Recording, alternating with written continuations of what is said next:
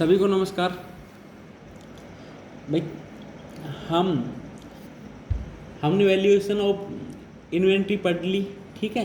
हाँ, valuation inventory में एक छोटा सा टॉपिक रह गया था, जिक्स एंड टूल्स का वैल्यूएशन कैसे करते हैं। तो उसमें लिख लेना भाई, जिक्स एंड टूल्स का वैल्यूएशन हम रिप्लेसमेंट कॉस्ट और रियलाइजेशन वैल्यू पर करते हैं। रिप्लेसमेंट कॉस्ट और रियलाइजेशन वैल्यू पर करते हैं, ठीक। आज हम पढ़ते हैं भाई, जो भी मटेरियल हम इश्यू करते हैं उसका अकाउंटिंग, उसको रिकॉर्ड कैसे किया जाता है कॉस्टिंग डिपार्टमेंट द्वारा, ठीक है। तो जो भी records of material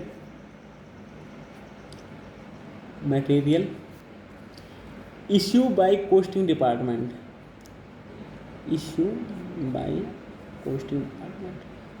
costing department क्या कहना चाह रहा है भाई, जो भी कॉस्टिंग डिपार्टमेंट जो भी मटेरियल वो इश्यू करता है, वो स्टोर डिपार्टमेंट जो भी मटेरियल इश्यू किया जाता है स्टोर डिपार्टमेंट द्वारा, उसकी इश्यू रेट क्या रहेगी। क्योंकि हमारे पास मटेरियल है ना, बहुत सारी डेट को आता है। जैसे हमने 1 अप्रैल को परचेज़ किया, ऐसे बता रहा हूँ, 1 अप्रैल 2021 को परचेज़ किया, तो वो हम 100 यूनिट परचेज़ करी, वो 10 रुपये के हिसाब से परचेज़ कर ली। फिर 5 अप्रैल को परचेज़ कर रहे हैं 200 यूनिट, 15 के हिसाब से परचेज़ कर रहे हैं, ठीक है। फिर 6 तारीख को परचेज़ कर रहे हैं और अब हम 20 रुपये पर यूनिट के हिसाब से परचेज़ कर रहे हैं। फिर सपोज़ करो बाद में हमें 15 तारीख को इश्यू करना हो, तो हम कौन सी रेट से करें इशू, 5-10 रुपये से करें, 15 रुपये से करें, 20 रुपये से करें, ये कॉस्टिंग डिपार्टमेंट के पास क्या आ जाती है, प्रॉब्लम आ जाती है, ठीक है। तो इसमें बहुत सारे मेथड है कुछ, ठीक है, जिनका उपयोग क्या कर सकता है,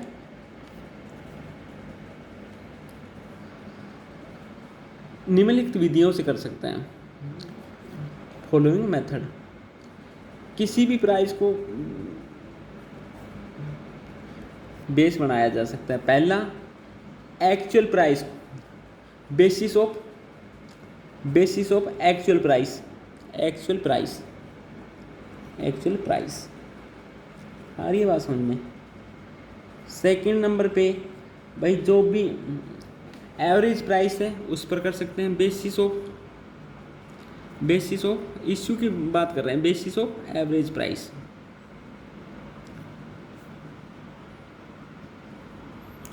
थर्ड नंबर पर स्टैंडर्ड प्राइस, बेसिस ऑफ, इनका अलग अलग पढ़ेंगे हम, बेस डिटेल से पढ़ेंगे। Basis of standard price. और एक आर्बिट्रेरी होता है, बेसिस काल्पनिक, बेसिस ऑफ आर्बिट्रेरी।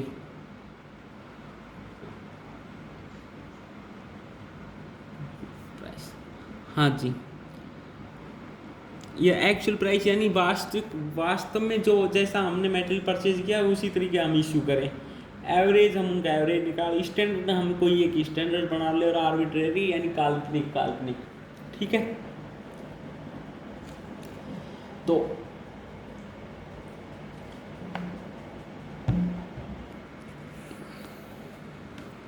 सबसे पहला हम एक एक को डिटेल से पढ़ेंगे। सबसे हम पहले पढ़ते हैं basis of actual price. Basis of actual price, और इसमें हम पढ़ेंगे सबसे पहला जो हमारा मेथड है, फर्स्ट इन फर्स्ट आउट।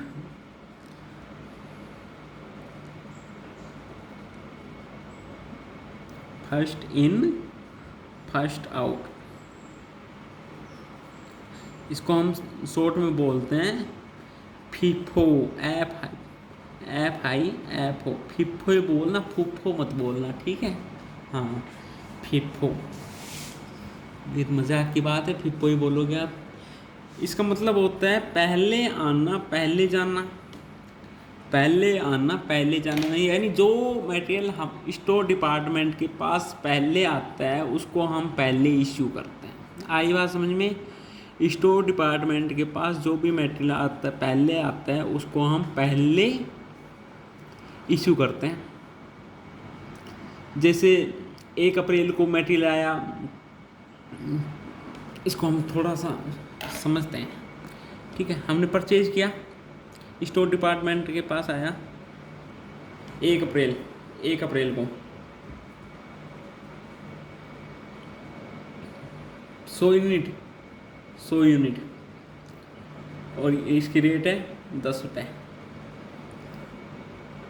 फिर 5 अप्रैल को कर रहा है, 200 यूनिट परचेज कर रहा है और इसकी रेट है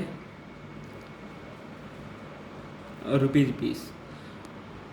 सपोज करो इसे क्या करना है, इसे एक्स डिपार्टमेंट को क्या करना है, इश्यू करना है एक्स डिपार्टमेंट को इश्यू कर रहा है। कितनी, ये कर रहा है 50 यूनिट इश्यू करना है। तो बताओ कौन सी रेट ली जाएगी, 50 इस वाली में करें या इस वाली में करें। तो पहले हमारे पास कौन सी आई, 1 अप्रैल वाली आई, तो इसमें से करेंगे, यानी हम 10 के हिसाब से कर देंगे। आई बात समझ में। बाद में सपोज करो ये 6 तारीख हुआ है, ठीक है, 6 अप्रैल को। बाद में सपोज करो 10 अप्रैल को करना है, 10 अप्रैल को 100 यूनिट करनी है। अब कैसे करेगा, तो 50 यूनिट तो ये वाली बच गई 1 अप्रैल वाली, तो ये तो 10 के हिसाब से कर देगा। 50 वो 100 करनी, 50 तो ये वाली कर देगा, 100 करनी थी तो, और 50 ये वाली कर देगा। आ रही है बात समझ में। 50 यूनिट 20 रुपये के हिसाब वाली कर देगा। जो पहले आए उसको पहले, जो बाद में आ रही है उसको बाद में इशू। यहाँ तक कोई प्रॉब्लम थोड़ी है। इसका कोई एक एग्जांपल कर लेते हैं और अच्छे से समझ में आएगा। देखो हम अपनी बुक का एग्जांपल है 4.6 जो एग्जांपल है ये रहा आपके सामने। क्या है, prepare a store ledger account from the following information showing the issue of material first in first out method and last in first out method. तो पहले अपन फर्स्ट इन फर्स्ट आउट से कर लेते हैं। रिसिप्ट हो रही है, देखो मेरे पास पुरानी बुक है तो कंफ्यूज मत होना आप, ठीक है। 3/1/2017 कितनी यूनिट, 2000 यूनिट। रेट कितनी है, 1 रुपये के हिसाब से। ये हमारी क्या है, रिसिप्ट है। फिर 4/1 को क्या हो रहा है, इश्यू हो रही है 500 यूनिट, ठीक है। रिसिप्ट हो रही है 5/1/2017 को 3000, 1 रुपये 40 पैसा के हिसाब से। इश्यू हो रही है 7/1/2017 कितनी, 2000 यूनिट, ठीक है। इश्यू साइड में रेट नहीं लिख रही क्योंकि रेट तो हमें पता करनी है, ठीक है। फिर 10/1/2017 को 2000 रिसिप्ट हो रही है 1 रुपये 50 पैसे के हिसाब से। 15/1/2017 को हम 3000 यूनिट इशू कर रहे हैं। फिर हम 20/1/2017 को क्या कर रहे हैं, रिसिप्ट कर रहे हैं 3000 यूनिट। रिसिप्ट का मतलब होता है यहाँ पे परचेज, ठीक है। और परचेज डिपार्टमेंट परचेज करके किसको दे देते हैं, स्टोर डिपार्टमेंट को। फिर स्टोर डिपार्टमेंट अलग अलग डिपार्टमेंट जो होते हैं ना प्रोडक्शन के, उनको इशू करता रहता है। 3000 यूनिट रिसीव करी 1 रुपये 80 पैसे के हिसाब से, और हम इशू कर रहे हैं 25 जनवरी 2017 को 2500 यूनिट करते हैं। हम बनाते हैं कि स्टोर लेजर अकाउंट। क्या बनाएंगे, एक स्टोर लेजर अकाउंट बनाएंगे। नाम है इसका अकाउंट, बट अकाउंट की तरह बनता नहीं है, डेबिट क्रेडिट होता नहीं है। कन्फ्यूजन में आना मत, सब अकाउंट में डेबिट क्रेडिट क्यों नहीं कर रहे, ठीक है। स्टोर लेजर अकाउंट ऊपर लिख देते हैं हम, स्टोर लेजर अकाउंट।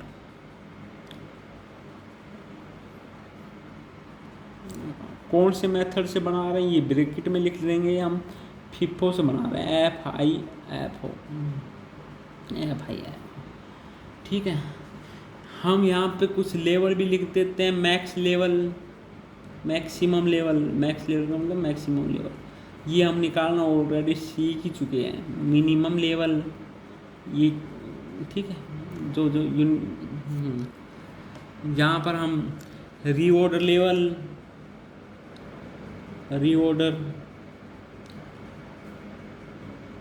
ये सारे लेवल हम यहाँ पर लिख देते हैं, और ये ऑर्डर क्वांटिटी, ये सारी चीज़ें हम यहाँ पे लिखते हैं। आ रही है बात समझ में? ये निकालना तो हमें बहुत अच्छे से आता है ना। अब देखो, एक तो कॉलम बना लेते हैं सबसे पहले डेट का, या हम डेट लिखेंगे यहाँ पे, ठीक है। अब बनाओ 3 कॉलम बनाने हैं हमें बराबर बराबर। यहाँ पे 3 पहले मेन कॉलम बनाने हैं हमें, 3 कॉलम हम क्या बनाने हैं, मेन, ठीक है। 3 कॉलम कौन कौन से? एक तो भाई हमारे पास रिसिप्ट का, ये हमने डेट का बना ही लिया, डेट का कोई प्रॉब्लम थोड़ी है, ये डेट का बना लिया। ये हम रिसिप्ट का बना लेते हैं कॉलम, मेन कॉलम, और ये हम इश्यू का बना लेते हैं।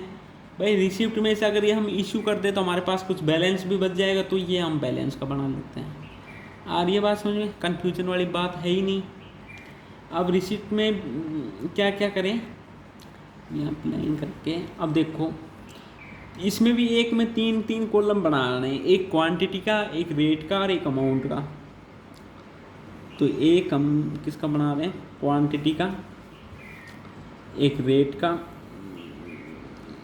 यहाँ पर हम क्वांटिटी लिखेंगे, क्वांटिटी को QTY में भी लिख सकते हैं शॉर्टकट, रेट और इश्यू वो अमाउंट। इसी तरीके से हम इसमें भी 3 कॉलम बना लेंगे। क्वांटिटी सिंपल है ना, क्वांटिटी, रेट और अमाउंट। क्वांटिटी मटेरियल की यूनिट लिखनी है, रेट में जो रेट से हम रिसीव पेमेंट वो रिसीव इशू कर रहे हैं वो, और क्वांटिटी, रेट और अमाउंट। ये हमने शुरुआत में पढ़ा था ना भाई, कॉस्टिंग में हम क्वांटिटी, मात्रा और वैल्यू का अलग अलग हिसाब रखते हैं, ठीक है। फाइनेंस अकाउंटिंग में हम मात्रा को ध्यान नहीं देते, क्वांटिटी पर।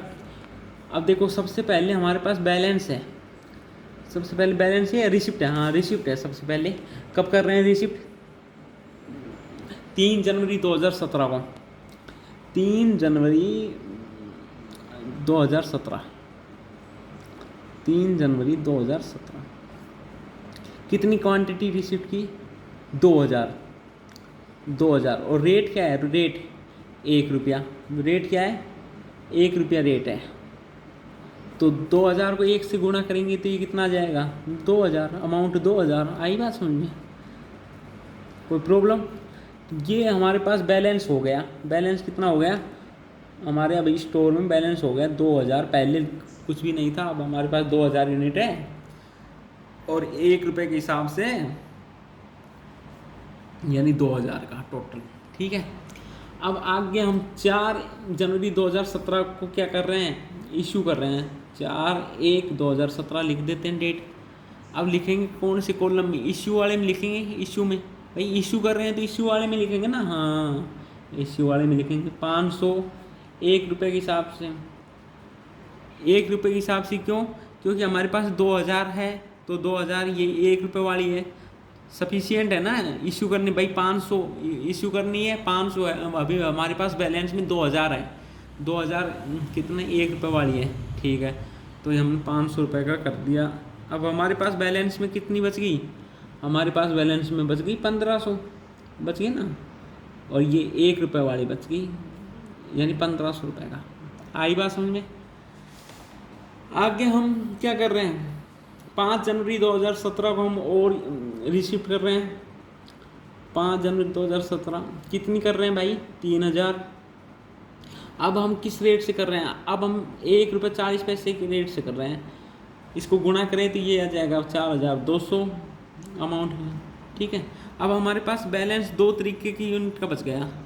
बैलेंस 2 तरीके का बच गया। एक तो हमारे पास ये है ही पहले वाला 500 यूनिट है, 500 है ना वो, सॉरी यहाँ नहीं लिख के हम यहाँ लिखेंगे 500। बैलेंस में 500 1 रुपये वाली है, और नई आ गई हमारे पास 3000। ये कितने रुपये वाली है? 1 रुपये 40 पैसे वाली। तो दोनों को मिला कैसे लिख दो? ये दोनों ये कितना? 500 रुपये की है, ये 4200 रुपये, यानी हमारे पास टोटल कितने का? ये 15, ये सॉरी 500 नहीं, ये 1500 है। 1500 बैलेंस, पहले 1500 थी ना, 1500 हाँ, ये 1500 रहेगी। तो 4200 और 1500 कितना हो गया ये 5700। अब हमारे पास 5700 रुपये का मटेरियल है, दो प्रकार का हो गया, ठीक है। अब हमें क्या करना है, 7 जनवरी 2017 को हमें इश्यू करना है। 7 जनवरी 2017 को कितनी इशू करनी, कितनी यूनिट इशू करनी है भाई? देखो कितनी करनी है, 2000 इशू करनी है। तो खुद बताओ आप, 2000 में 2000 यूनिट करनी है। तो ये वाली पहले करें, ये वाली फर्स्ट इन फर्स्ट आउट से कर रहे हैं तो ये वाली पहले करेंगे। तो इसमें तो केवल 1500 ही है हमारे पास, तो क्यों ना इसकी 1500 ही कर दिया जाए। 1500 ये 1 रुपये वाली है, और 500 जो बच गई वो 3000 में से कर देंगे। तो 500 ये कितनी, 1 रुपये 40 पैसे वाली है। इन दोनों का टोटल कितना हो गया 1500 रुपये, और 500 को अगर 1 रुपये 40 पैसे से गुणा करें तो ये कितना आ जाएगा, 14 5 1500 और 700 2200, ये 2200 रुपये उनके कॉलम में लिख देंगे। आई बात समझ में? अब हमारे पास बैलेंस यूनिट कितनी बच गई, अब हमारे पास बैलेंस यूनिट बच गई 3000 थी, 3000 में 500 हमने क्या कर दी, इश्यू कर दी। तो हमारे पास 2500 यूनिट बच गई 1 रुपये 40 पैसे वाली। 2500 यूनिट बच गई 1 रुपये 40 पैसे वाली। 2500 यूनिट 1 रुपये 40 पैसे वाली, यानी 3500 रुपये का। यहाँ तक बात समझ में आई? अब हमें क्या करना है भाई, अब हमें 10/1/2017 को क्या करना है, हमें फिर रिसिप्ट करनी है। 10/1/17 को कितनी यूनिट करनी है, 2000 करनी है ना, 2000 यूनिट रिसिप्ट करनी है 10/1 को। किस हिसाब से की है हमने, किस हिसाब से की है, 1 रुपये 50 पैसे के हिसाब से। तो 1 रुपये 50 पैसे लिख दो। 2000 को 1 रुपये 50 पैसे से गुणा करोगे तो कितना आएगा, 3000। अमाउंट के कॉलम में 3000। अब हमारे पास बैलेंस में कितना आएगा, 2200 तो ये वो नहीं, सॉरी 2500 तो ये 2500 तो ये है ही 1 रुपये 40 पैसे वाली। और हमारे पास नई आ गई 2000 कितने रुपए की है, कितने पैसे के हिसाब से, 1 रुपये 50 पैसे के हिसाब से। इन दोनों का टोटल करना कितना आया, 2500 को 140 से करो और 2000 के 50 से। 2000 के 50 3000 और 2500 के 40 3500, यानी 6500 दोनों। आई बात समझ में? 6500 रुपये।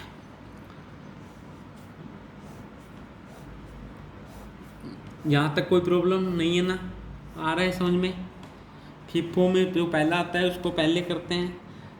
10 तारीख तक का हो गया हिसाब किताब। अब क्या करना है हमें, 15 तारीख को क्या करना है, 15 जनवरी 2017 को इशू करनी है भाई। कितनी करनी है, 3000। 15 तारीख को इशू करनी है 3000। अब कौन सी में से करें, 3000 इशू करनी है तो 2500 तो ये करेंगे 1 रुपये 40 पैसे वाली।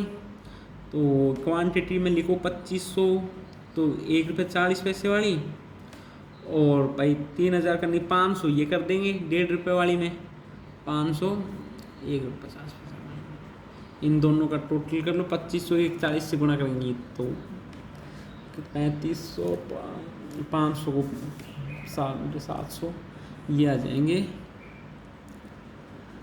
4250। आई बात समझ में? अब हमारे पास बैलेंस में कितनी यूनिट बच गई, इस 2000 में से 500 कर दी तो हमारे पास 1500 बच गई ना, 1500 1 रुपये 50 पैसे वाली।